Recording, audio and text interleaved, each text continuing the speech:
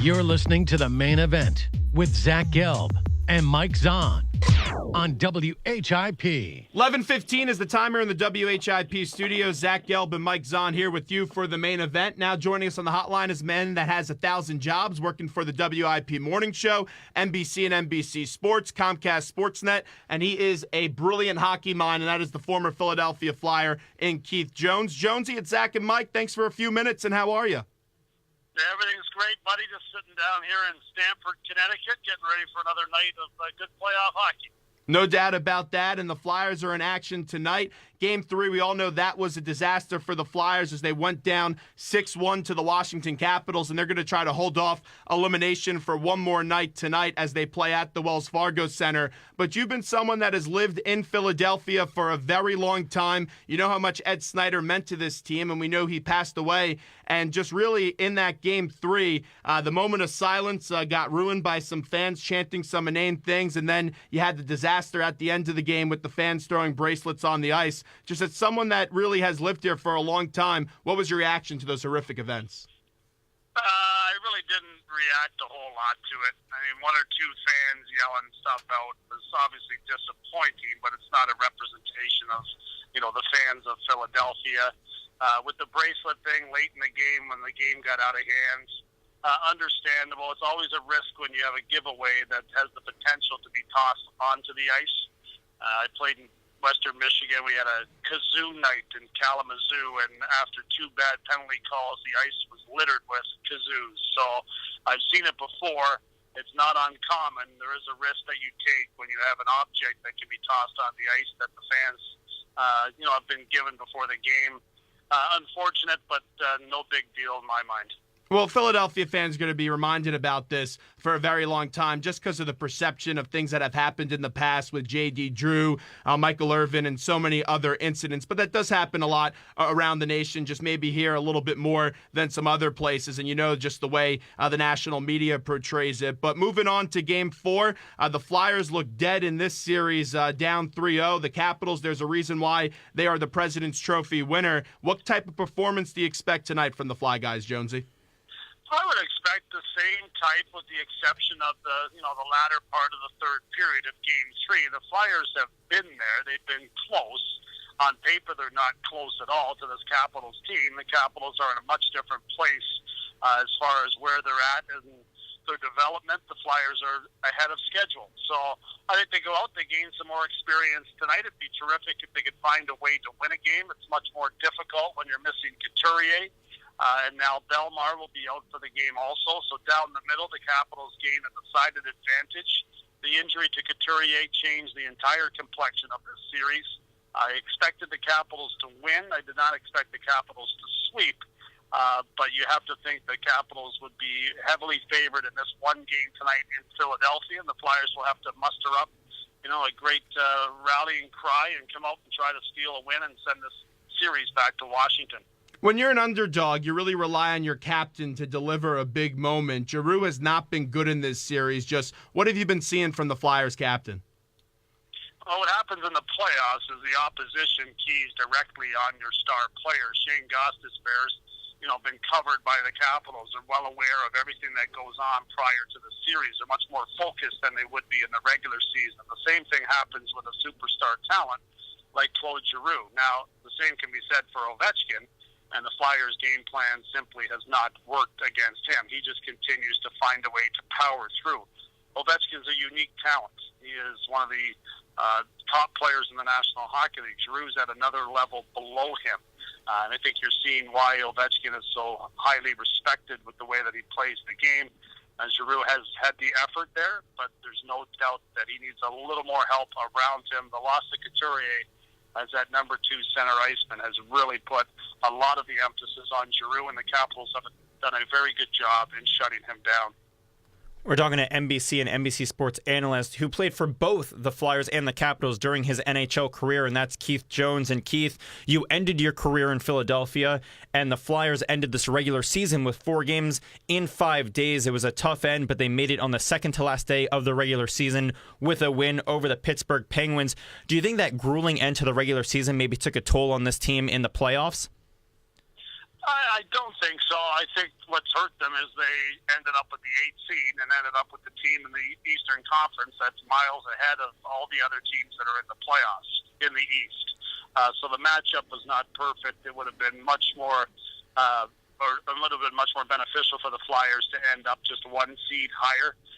They did not want to be going up against this Capitals team. So, like we talked about earlier, the Flyers are ahead of schedule. Getting to the playoffs was something that I did not expect this year from this team. They did a very good job of hanging in there and battling and developing some of their young talents. And we're in that kind of wait-and-see mode with some of these other young draft choices that are continuing to develop in juniors and at the minor league level. So the future is bright. The immediate future is not. So we just got to, let them gain some more experience in this game tonight. Hopefully they find a way to win a game and send it back to Washington. But at the same time, the season has been a success from the Flyers' standpoint. And you know all about physical playoff hockey. You played for, as we mentioned, both the Capitals and the Flyers in the postseason. Most notably, you were on that Dale Hunter team in 1993 when he took out Pierre Turgeon, separated his shoulder. What do you think about Chris Letang? We just found out word that he will not even have an in-person hearing or a hearing whatsoever, won't be suspended at all after slashing Victor Stahlberg really in the throat or face area. Just what do you think about that? Not to mention that also Pierre-Edouard Bellemare got a 1-game suspension for his hit on Orlov. Yeah, Bellemare, in my mind, got a break based on his prior reputation. The fact that he's not that type of player and the fact that he felt immediate remorse after it happened, I think that played into why his suspension was not too dramatic. For Letang, I watched the play. I felt like it was, in my mind, disguised well enough by Letang. Whether he did it on purpose, you could make an argument. There was contact with Dominic Moore just prior to the play. I saw some clips of the play that did not show the entire play, and then went back and looked at it and fully understand and did not expect there to be a suspension for Chris Letang on that play. You can argue that he meant to do it. I don't believe that he did, but there's enough there to defend the fact that the league must prove that it was an intentional play on Letang's part. I think he disguised it well enough to get away with it. And we're talking to Keith Jones. And Jonesy, since Mike did bring up that Penguins-Rangers series with the Letang incident last night, I was actually at MSG and got a chance to talk to Sidney Crosby after the game. And really the turning point in that game was when Crosby, he didn't even see the puck coming his way. He didn't think it would get through and was just able to get his stick on it and put a power play goal past Henrik Lundqvist. But it's been the similar story for the Rangers in the last 4 postseasons. They just don't get Lundqvist enough goal support. Only 4 shots in that third period. What can the Blue Shirts do to generate some more offense? I thought they did a good job of skating with the puck through the neutral zone, which is something the Penguins are really effective at. The Rangers didn't move the puck quickly enough, was what hurt them the most. The Penguins are a speedy team, and they did a nice job of getting back to their game after the Rangers took it away from them in game number 2. I still like this Rangers team. I don't think there's a whole lot of difference between the Penguins and the Rangers. Kreider needs to continue to play that physical brand of hockey that he demonstrated in game number 2. And the Rangers, if they play that way, will be able to even the series in the next game. Rangers have been a very good playoff team over the last few seasons. The Stanley Cup Finals 2 years ago, the Conference Finals Game 7 last year against a very good Lightning team without Ryan McDonagh for much of Game 7. They get Ryan McDonagh back last night. He needed that game. He still doesn't look like he's 100%. Depending on how well he can hold a stick, the Rangers' chances improve dramatically.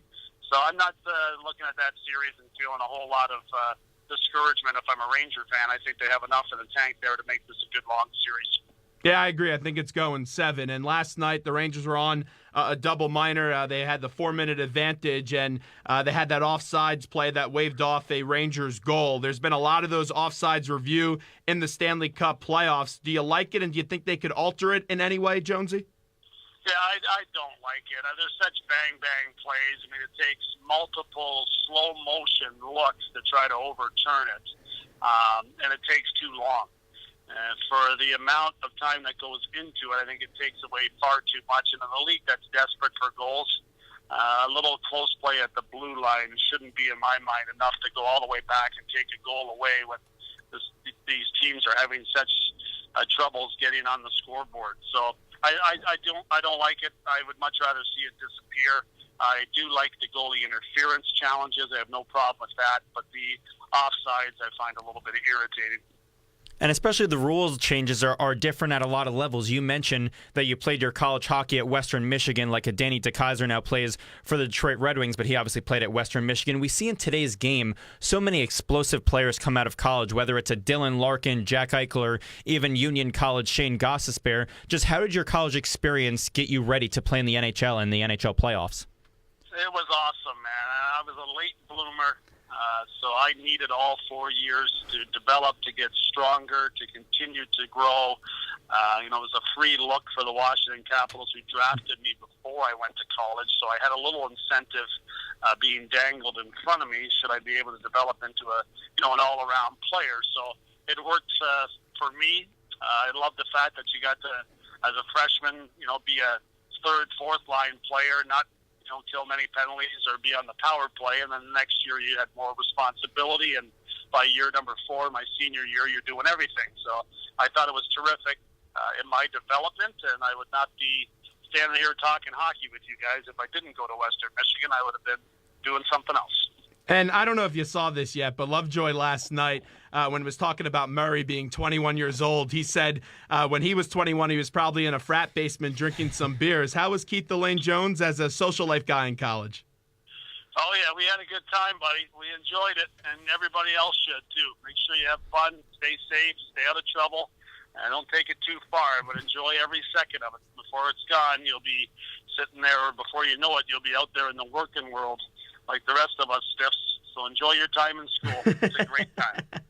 Well, someone who played in major juniors and then was drafted by the Tampa Bay Lightning was Jonathan Drouin. He played in the QMJHL for the Halifax Moosehead.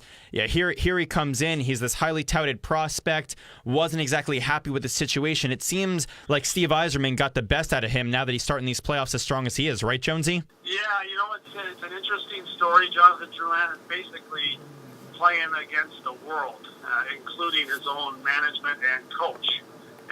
He is a popular guy within the room, and you have to give the Lightning players credit for allowing that to continue. He's becoming more popular with his play. He's been outstanding in the series against Detroit. He's doing the things that John Cooper had wanted him to show last season. He didn't frequently enough.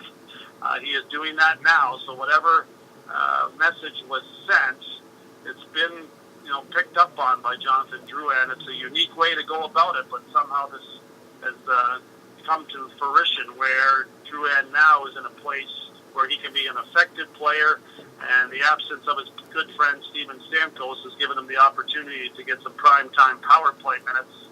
I think last night we got a great example of the skills and why Jonathan Drouin was selected so early in the draft.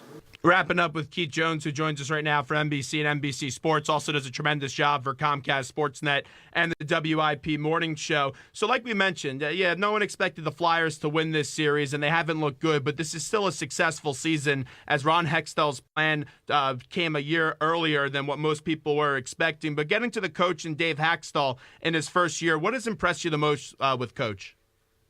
Everything. I had no expectations for Dave Hextall. I'd never heard of him before. I Googled his name when he was selected by Ron Hextall to be the coach. And I can't believe how well he's done this year and how the players have responded to a first-year coach that's coming out of basically nowhere in the eyes of an NHL player. He has had great discipline. He has shown himself to be a real stern guy behind the bench and in the locker room.